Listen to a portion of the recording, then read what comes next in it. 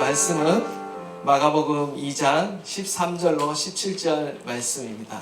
우리 마가복음 2장 13절로 17절 말씀 우리 한 절씩 교독하도록 하겠습니다. 예수께서 다시 바닷가에 나가심에 큰 무리가 나왔거늘 예수께서 그들을 가르치시니라.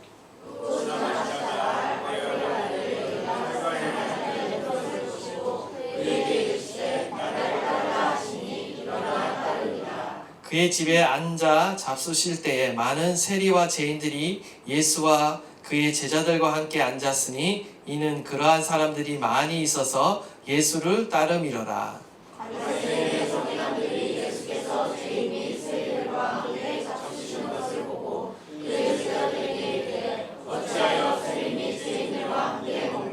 다 함께 봉독하겠습니다. 예수께서 들으시고 그들에게 이르시되 건강한 자에게는 은사가 쓸데없고 병든 자에게라야 쓸데있느니라. 나는 의인을 부르러 온 것이 아니요 죄인을 부르러 왔노라 하시니라. 아멘. 오늘 본문 말씀은 예수님께서 제자를 부르시는 또 다른 사건을 기록하고 있습니다. 13절에 보시면 예수께서 다시 바닷가에 나가시매 라고 이렇게 이야기를 시작하고 있는데요. 우리가 마가복음에서 예수님이 처음 바닷가에 가셨을 때가 언제입니까? 바로 마가복음 1장 16절에서 18절을 보시면 예수님께서 갈릴리 해변을 거니시다가 바로 시몬 베드로와 그의 형제 안드레를 이렇게 제자로 부르시는 그 장면에서 처음 이렇게 갈릴리 해변을 거니시는 모습을 우리가 보게 되는데요. 이어서 예수님이 조금 더 가시다가 바로 야고보와 요한을 또한 이렇게 제자로 부르셨습니다. 이처럼 이 바닷가는요, 바로 마가복음에서는요, 제자를 부르시는 그런 배경, 장소로 사용되고 있다는 것을 우리가 보게 됩니다. 오늘 본문도 다시 바닷가에 나가셨다라고 말하면서 지금 또다시 누군가를 부르고 계십니다. 바로 알페오의 아들 세리 레위를 부르고 계십니다. 이 레위는요, 다른 복음서에 보면 바로 마태를 가리킵니다. 우리가 잘 알고 있는 사도 마태가 바로 이 레위인 것이죠. 바다라는 것은요, 바로 세상으로 비유할 수가 있습니다. 예수님께서는요, 지금 갈릴리 사람들의 이 삶의 현장인 바닷가에서 물고기가 아닌 사람을 낳고 계십니다. 특별히 제자를 부르고 계시는 것을 우리가 봐야 합니다. 예수님이 찾으시는 사람은 군중들이 아니라 바로 제자를 찾고 계신다라는 거죠. 예수님의 목적은 무리들을 불러 모아서 큰 인기와 어떤 큰 세력을 구축하고자 하시는 것이 아니라 바로 제자를 부르셔서 바로 하나님의 나라를 선포하도록, 세상에 전파하도록 제자를 찾고 계신다라는 것입니다. 예수님이 찾으시는 사람은 단순히 하나님의 능력과 기적에만 환호하는 자가 아니라 바로 하나님의 뜻에 따라 하나님의 말씀에 순종하며 따라가는 그러한 자들을 찾고 계신다라는 것을 우리가 보게 됩니다. 원하기는 저와 여러분이 바로 군중에 머물러 있는 것이 아니라 예수님의 말씀을 따라 순종하는 제자가 될 수 있기를 간절히 축원합니다. 저와 여러분이 바로 그리스도의 참된 제자가 되기 위해 이 자리에 있는 것입니다. 계속해서 13절, 14절 말씀을 보시면 예수님께서 지금 가버나움에서 다시 바닷가로 나가셨습니다. 이때 큰 무리들이 예수님께 몰려들죠. 예수님은 몰려든 군중들을 물리치지 아니하시고 하나님의 말씀을 가르칩니다. 영적으로 굶주린 무리들을 결코 이렇게 외면하지 않으세요. 영적인 양식을 먹이신 이후에 바로 이야기가 바로 세리 마태를 부르시는 이야기로 넘어갑니다. 예수님은 예전에 어부들을 제자로 부르셨습니다. 그런데 오늘은 지나가시다가 세관에 앉아있는 세리 레위 마태를 지금 보시고 그에게 나를 따르라 단순한 한마디로 그를 제자로 부르십니다. 레위 역시도 단순하게 일어나 따르니라, 어떤 질문도 어떤 의문도 제기하지 않고 즉각적으로 따르는 모습을 보게 된다라는 겁니다. 여기서 따르라라는 명령은 아콜루세이라는 동사의 현재 명령법을 사용하고 있습니다. 이것은 무슨 말이냐? 계속적인 의미를 갖고 있다라는 거예요. 한마디로 예수님의 명령은 한번 와보라 라는 것이 아니라 제자로서 계속해서 따르라는 명령입니다. 그냥 한번 가보는 거, 그냥 한번 경험해보는 거, 어떤 한번 순종해보는 것이 아니라 제자라는 것은요, 계속해서 따라가는 것을 말하는 거예요. 계속해서 순종해 나가는 것이 바로 제자의 본질이라는 겁니다. 계속해서 하나님의 말씀을 따라 예수님과 동행하는 사람이 바로 제자라는 것이라는 거죠. 여기서 예수님께서는요, 베드로와 안드레와 야고보와 요한을 부르실 때도 마찬가지로 지금 레위가 생안에 앉아 있는 것을 보셨다라는 그런 동사를 사용해서 지금 말하고 있습니다. 지금 예수님이 세리마태에 무엇인가를 보시고 그를 선택하셨습니다. 예수님의 제자를 선택하는 과정을 보면요, 사실 인간적인 관점으로 볼 때 정말 어떤 기준으로 이 제자들을 선택했는지 우리가 도저히 가늠할 수가 없습니다. 인간적인 관점으로 볼 때 어쩌면 우리는 예수님이 제자를 선택하는 그 사람들의 어떤 직업이나 부류들을 살펴보면요, 정말 사람 보는 눈이 없구나 라고 말할 정도로요, 정말 세상적인 기준에 볼 때 볼 것 없는 사람들을 선택하고 있다는 것을 보게 됩니다.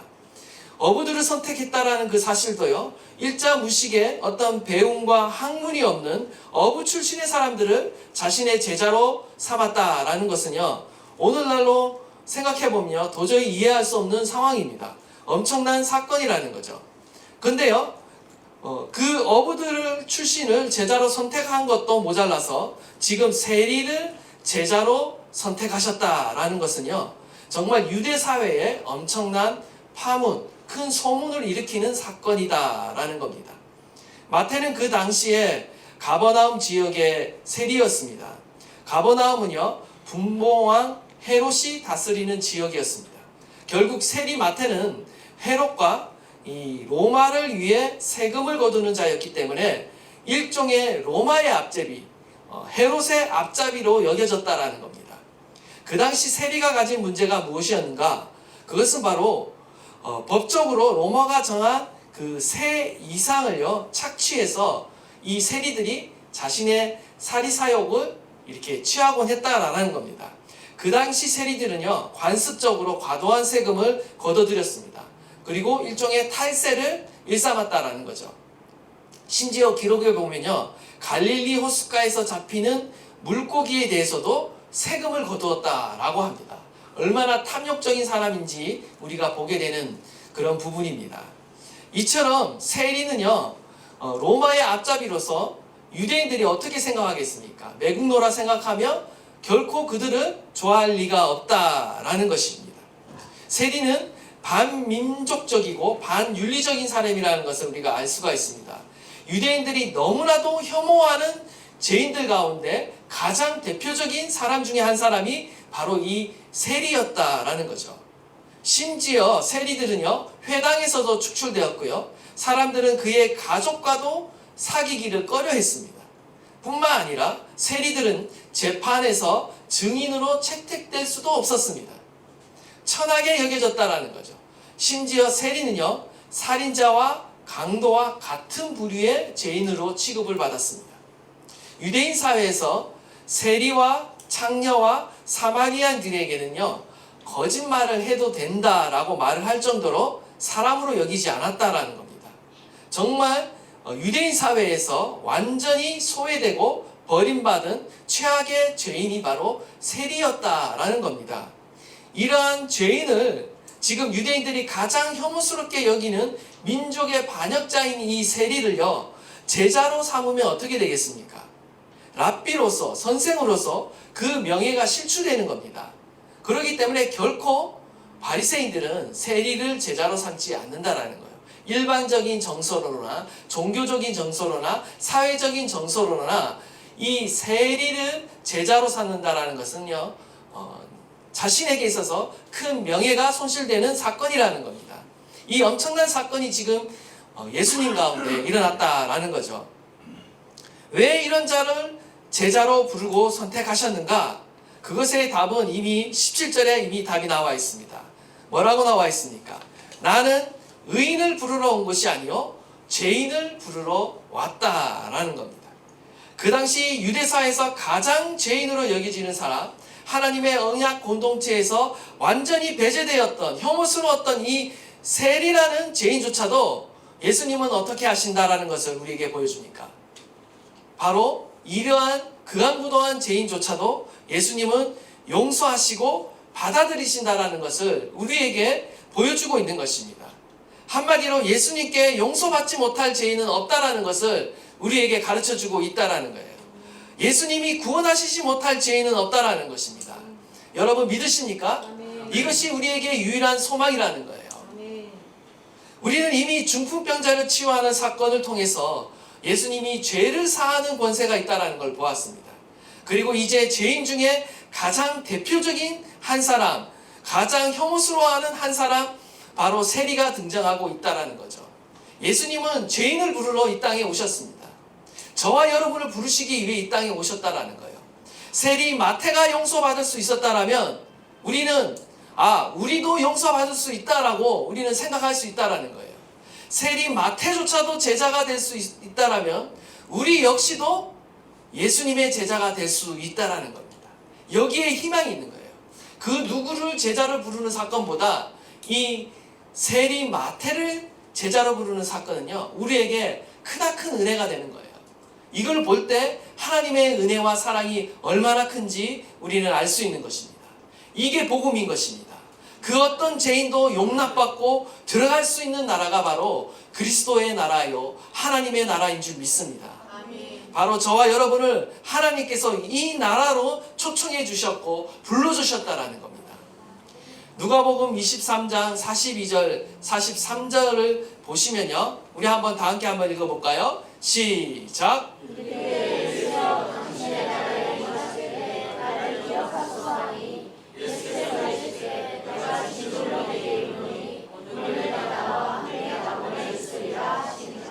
아멘. 지금 누구에게 한 말입니까? 예수님께서 십자가에 달리셨을 때 바로 함께 좌우편에 죄수들이, 강도들이 달렸습니다.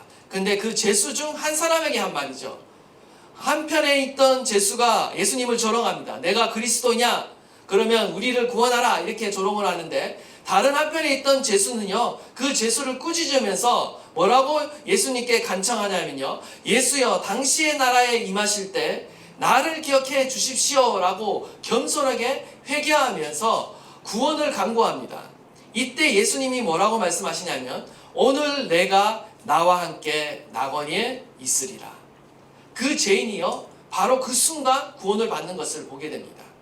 일평생 죄 중에 살면서 온갖 악행을 저지르다가 지금 십자가로 사형 선고를 받은 한 죄인이요, 그 십자가에서 죽는 그 순간에 예수님께 회개하고 예수님을 믿는 그 순간 용서받고 구원받는 것을 보게 되는 것이죠. 우리가 이러한 사실을 볼 때라도 우리는 그 어떤 죄인이라도, 심지어 사회적으로 정치적으로 세상에 지탄을 받는 죄인이라 할지라도 예수님을 믿으면, 예수님을 의지하면 구원받을 수 있다는 사실을 우리는 깨닫게 되는 것입니다. 우리는 그 어떠한 순간에도 우리를 용서하시고 사랑하시는 그 하나님 앞에 나가야 될 줄 믿습니다. 우리가 가진 그 모든 죄악을 사하시는 그 예수 그리스도 앞에 죄인을 부르셔서 구원하실 뿐만 아니라 그를 하나님의 백성 삼고 또한 그를 그리스도의 제자로 삼으시는 이 예수님의 은혜 앞으로 나가시는 저와 여러분 되시기를 간절히 축원합니다. 두 번째로 15절을 보시면요, 우리 15절 말씀 한번 다 함께 읽겠습니다. 시작.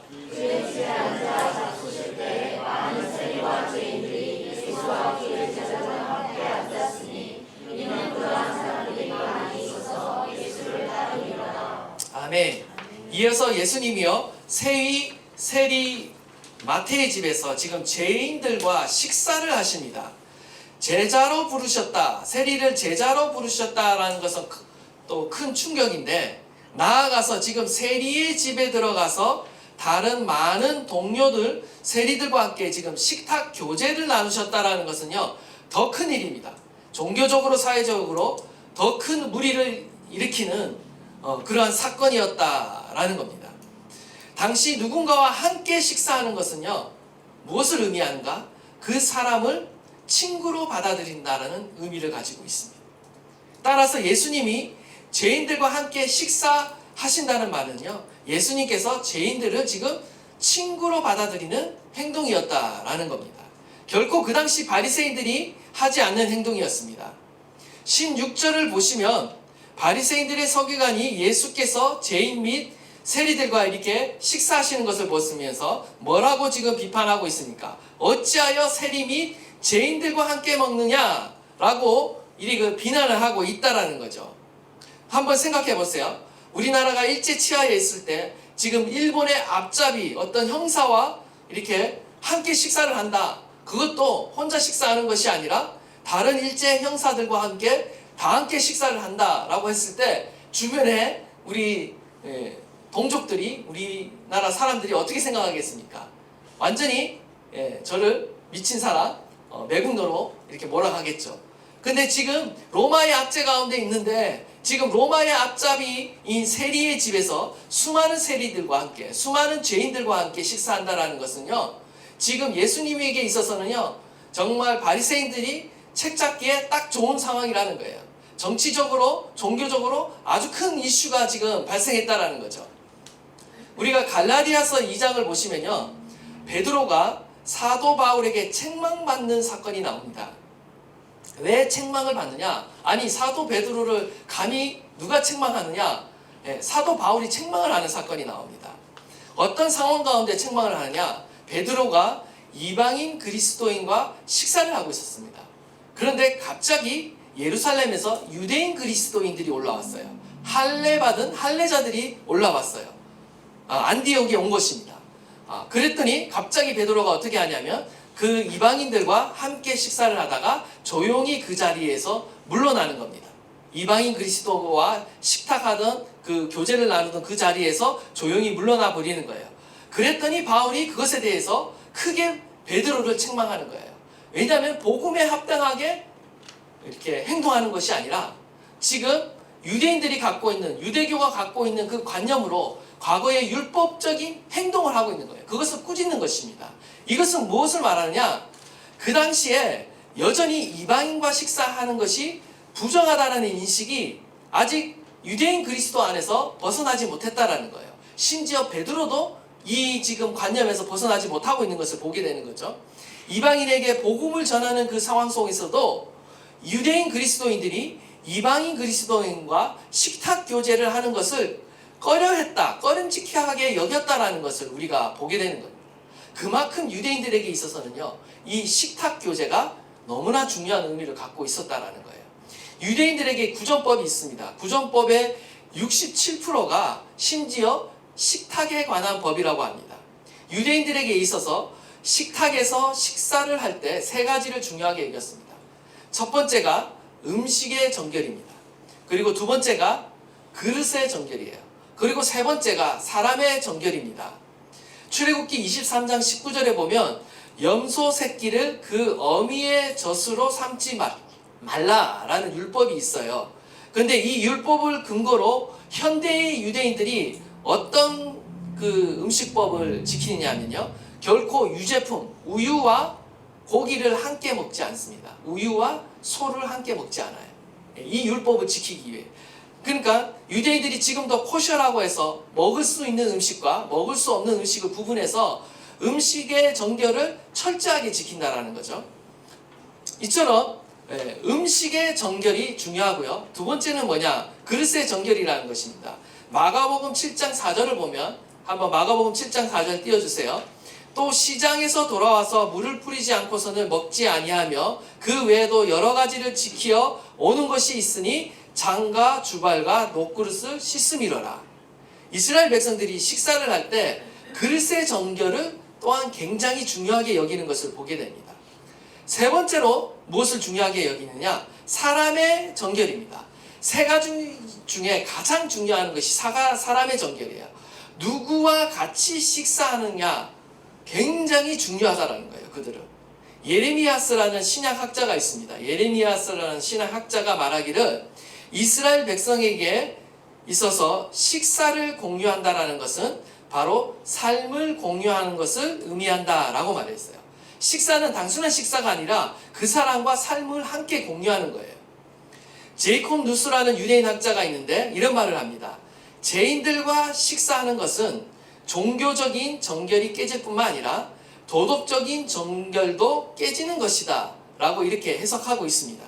지금 유대인들의 입장에서 보면 지금 예수님께서 세리들과 지금 식사하는 이 장면은요, 예수님의 도덕성에 문제가 발생한 거예요. 도덕적 정결이 깨졌다라고 보는 거죠. 유대인들의 눈에는 그렇게 보였다라는 겁니다. 또 다른 한 예를 들자면요, 유대인 랍비 중에 로마의 감옥에 갇힌 한 랍비가 있었습니다. 그런데 이 랍비가 감옥에 갇혔을 때 어떻게 하느냐, 간수가 이렇게 음식과 물을 가져다 주는 겁니다. 그런데 그 랍비가 이 음식과 물을 먹지 않습니다. 그 이유는 하나예요. 정결하지 못한 사람이 가져다 준 정결하지 못한 그릇에 정결하지 못한 음식이 담겨져 있기 때문에 그가 그것을 거절합니다. 결국 그는 어떻게 되느냐? 굶어 죽고 말게 됩니다. 이토록요, 전통 유대인들이 이러한 정결법을 철저하게 지켰다는 것을 우리는 봐야 한다는 것이죠. 내가 죽을지언정 더러운 음식, 더러운 사람, 더러운 그릇에 내가 음식을 먹지 않겠다. 이게 유대인들의 생각인 것입니다. 율법이 부정하다라고 말하는 음식, 율법이 부정하다라고 말하는 사람과는요, 죽더라도 어울리지 않고 교제하지 않는 것이 유대인들의 전통적인 관습이었다라는 겁니다. 이러한 배경을 우리가 이해한다면 지금 예수님이 수많은 죄인들과 함께, 세리들과 함께 지금 이 식사하는 이 상황이 결코 쉽지 않다. 유대인 사회에서 결코 쉽지 않은 상황이다. 정말 큰 종교적인 사회적인 논란과 파장을 일으킬 사건이다라는 것을 우리가 이해할 수 있습니다. 예수님은요, 자신의 어떤 평판이나 명예를 절대 고려하지 않고 있는 것입니다. 지금 기꺼이 죄인들의 친구가 되셔서 함께 삶을 공유하고 계시고요, 친밀한 교제를 지금 나누고 계십니다. 지금까지 동족 유대인들에게 멸시당했고 죄인 취급받았고 또한 사회적 종교적으로 소외되었던 이 세리들과 지금 예수님이 함께 식사하고 교제하는 것은요, 그야말로 천국이 이곳 가운데 이루어진 것입니다. 천국의 식탁이 지금 이곳 가운데 이루어진 사건이라는 거예요. 바리새인들은 아마 굉장히 불편한 현장이겠지만 지금 죄인들의 이 세리들의 입장에 있어서는요, 굉장한 힐링의 사건이라는 거예요. 지금까지 소외받던 그들을, 죄인 취급받던 그들을요, 품어주시고 함께 친구가 되어주시고 함께 친밀하게 교제를 나누시는 이 예수님이야말로 그들에게 있어서는 더할 나위 없는 은혜이자 하나님의 사랑을 그들이 경험하고 있다는 것입니다. 예수님은 죄인들을 용서할 뿐만 아니라요, 바로 이 죄인들을요, 하나님과 화목하게 되어 정말 하나님의 그 임재를 회복하고 하나님과의 그 친밀한 교제를 다시 누리도록 하시는 분이십니다. 주님은 우리의 죄를 용서할 뿐만 아니라 하나님과의 그 임재, 하나님과의 그 친밀한 관계를 회복시키는 분이시라는 것을 우리는 기억해야 합니다. 원하기는 저와 여러분이요, 예수 그리스도로 말미암아 죄를 용서받을 뿐만 아니라 하나님과의 그 친밀한 관계로 들어가시는 저와 여러분 되시기를 간절히 축원합니다. 주님이 우리에게 주시기 원하시는 궁극적인 것은요, 바로 하나님과의 친밀함을 저와 여러분 가운데 회복시키기 원하신다라는 것입니다. 하나님이 우리에게 주시는 가장 큰 선물은요, 바로 하나님과의 친밀함입니다. 우리가 이것을 회복해야 될 줄 믿습니다. 요한복음 17장 3절은요, 영생은 곧 유일하신 참 하나님과 그가 보내시는 자 예수 그리스도를 아는 것이다 라고 말하고 있습니다. 요한복음에서 영생의 의미는요, 참 하나님과 그가 보내신 예수 그리스도를 아는 것이 영생의 의미인 것입니다. 그냥 죄 용서받고 천국에 들어간다가 영생의 의미가 아니라 영생의 참된 의미는 바로 예수 그리스도를 알아가는 것입니다. 이 알아간다라는 것은 지식을 말하는 것이 아니라 바로 관계를 말하는 것입니다. 친밀한 교제를 의미한다라는 거죠. 구원의 참된 의미는 바로 하나님과 죄로 인해 하나님과 단절되었던 우리가 다시 하나님과 친밀한 관계를 회복하게 되었다라는 거예요. 예수 그리스도와 친구가 되었다라는 것은 주님과 바로 친밀한 교제를 회복하였다라는 것입니다. 바로 저와 여러분 가운데 이런 하나님과의 친밀한 관계가 회복될 수 있기를 간절히 바랍니다. 잃어버렸던 하나님의 임재를 되찾고요, 하나님과 친밀한 그 관계를 누릴 수 있는 저와 여러분 되시기를 간절히 축원합니다. 마지막으로 우리에게 주시는 교훈은 무엇인가? 바로 예수님은 그 어떤 죄인들도 치유하시고 변화시키신다라는 것입니다. 우리 17절 말씀 다시 한번 우리 큰 목소리로 봉독하도록 하겠습니다. 시작. 예수께서 들으시고 그들에게 이르시되 건강한 자에게는 의사가 쓸데없고 병든 자에게야 쓸데있느니라. 나는 의인을 부르러 온 것이 아니요 죄인을 부르러 왔노라 하시니라. 아멘. 예수님은 지금 죄인들과 식사하는 것을 비난하는 지금 바리새파 서기관들에게 이렇게 답변하십니다. 바리새인의 입장에서 보면은요, 지금 이 예수님께서 죄인들과 교제하는 이 사건은요, 부정하게 되는 사건입니다. 부정한 죄인들의 속을 해서 그들과 친구가 되는 이러한 모습은요, 예수님조차 죄인들과 똑같이 부정하게 오염되는 사건이었다라는 거죠. 유대인들의 전통에 의하면요, 정결과 부정이 접촉을 하면요, 부정이 전달된다라고 보았습니다. 오히려 부정에 오염된다라고 보았습니다. 그러나 예수님의 주장은 어떻습니까? 반대라는 겁니다. 예수님은 의사이신 거예요. 건강한 자에게는 의사가 쓸데없고 병든 자에게 지금 쓸데가 있다라고 말씀하시는데, 예수님 자신을 지금 영혼의 의사로서 소개하고 있습니다. 영혼의 질병인 죄를 치료하시기에 이 땅 가운데 오셨다라는 거죠. 그런데 오히려 의사가 병자를 치유하듯이 예수님이 죄인들을 치유하고 변화시키신다라는 거예요. 예수님이 부정한 죄인들에게 닿으면요, 예수님이 죄로 물들어서 부정해지는 것이 아니라 오히려 반대라는 겁니다. 부정한 사람들이 오히려 예수님으로 인해 정결해지고 질병을 가진 자가 오히려 치유되고 깨끗함을 받게 된다라는 겁니다. 그래서 수많은 병자들이 어떻게 합니까? 예수님의 몸이나 그 옷자락을 만지려고 그토록 애를 썼다라는 거죠. 예수님이, 부정한 사람이 예수님의 옷자락을 만지면 예수님이 부정해지는 것이 아니라 오히려 예수님에게 있는 그 거룩한 능력이 그 부정한 사람에게 전달이 돼서 그 사람이 정결하게 되고 치유되는 것이 바로 예수님이라는 거예요. 그러한 분이심을 우리에게 보여주고 있는 것입니다. 예수님은요, 영혼과 몸을 치유하시는 의사이십니다. 전인적인 치료자이세요. 예수님을 가까이 하면 가까이 할수록 어떻게 됩니까? 우리가 오히려 치유되고 회복되는 겁니다. 예수님에 의해 정결하게 되고 오히려 의롭게 변화되는 거예요. 예수님에게는 죄를 사하시면서 죄를 정결하게 하시는 능력이 있습니다. 저와 여러분은 그 능력을 믿고 오늘도 이 자리에 나와 있는 줄 믿습니다. 죄인들에게 있어서 예수님은 두려워서 피할 대상이 아니라는 거예요. 오히려 가까이 해야 될 대상인 것입니다. 예수님께서는요, 지금 죄인들을 용서하시고 용납하실 뿐만 아니라 죄인들의 친구로서 죄인들에게 가까이 다가가셔서 그들의 부정을 치유하시고 깨끗하게 하십니다. 나아가 그들을 하나님과 친밀한 교제 안으로 초청하고 계신다라는 거예요. 고린도후서 3장 18절입니다. 우리 한번 다 함께 읽도록 하겠습니다. 시작.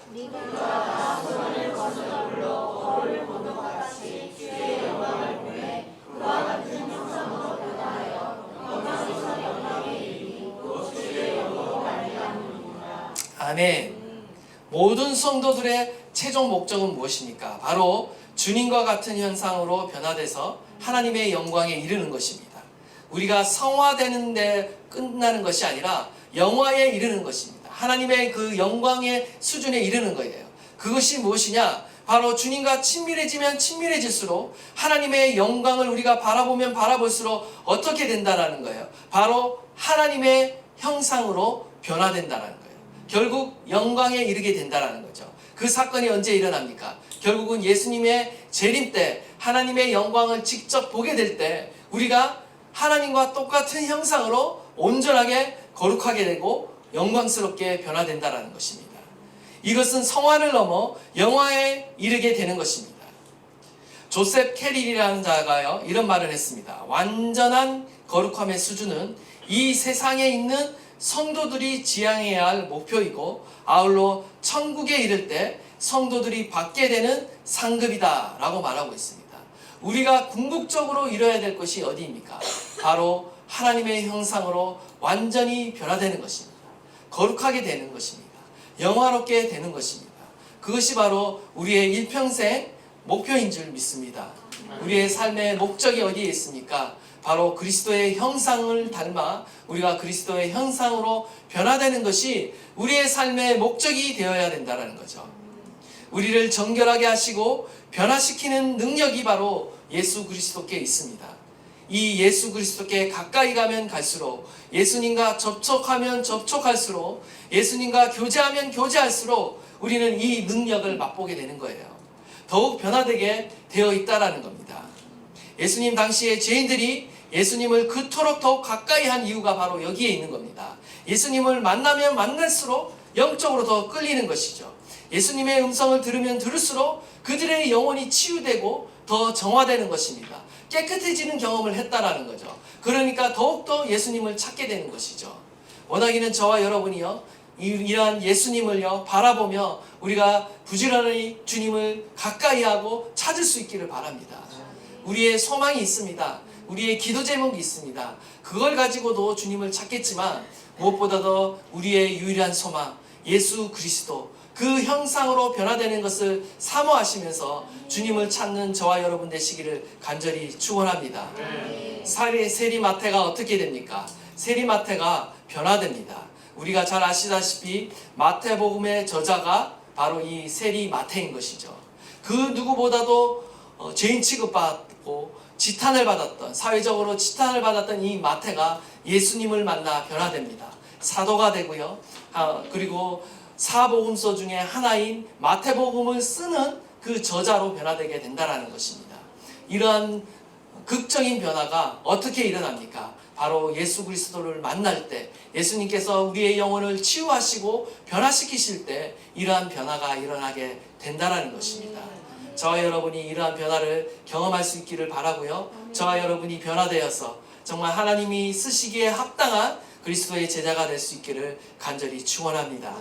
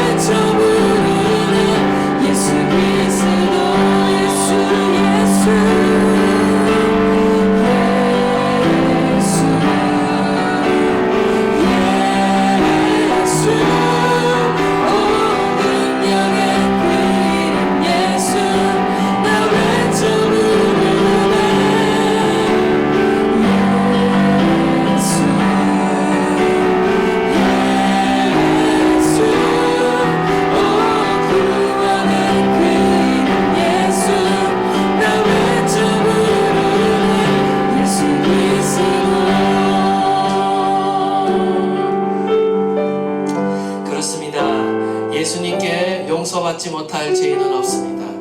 용서를 넘어 주님은 우리를 하나님과의 그 친밀한 교제로 초대하고 계십니다. 오늘도 우리가 이러한 주님의 그 초대 가운데 우리가 담대하게 주님 앞에 나가야 될 줄 믿습니다. 하나님, 아직도 내 안에 변화되지 못한 죄된 모습이 있습니다. 아직도 주님을 따라가지 못하는 그런 모습이 있습니다. 그러나 이제 주님의 이 능력을 의지해 주님 앞에 나아갑니다. 내가 죄인이기에, 내가 연약하기에 더욱 주님 앞에 가까이 나아갑니다. 주님의 그 능력으로 내가 변화되고 정결하게 되고 하나님 거룩하게 되고 하나님의 사람으로 하나님의 형상으로 변화되기를 원합니다. 주님, 나를 변화시켜 주십시오. 하나님의 사람으로 거룩한 주님의 제자로 하나님 우리를 변화시켜 주시옵소서. 하나님의 말씀에 순종할 수 있는 그 거룩한 능력과 하나님의 그 놀라우신 은혜로 말미암아 내가 변화되기를 간절히 소망하오니 나를 변화시켜 주시옵소서. 우리 다 함께 주여 부르짖고 통성으로 기도하도록 하겠습니다. 주여,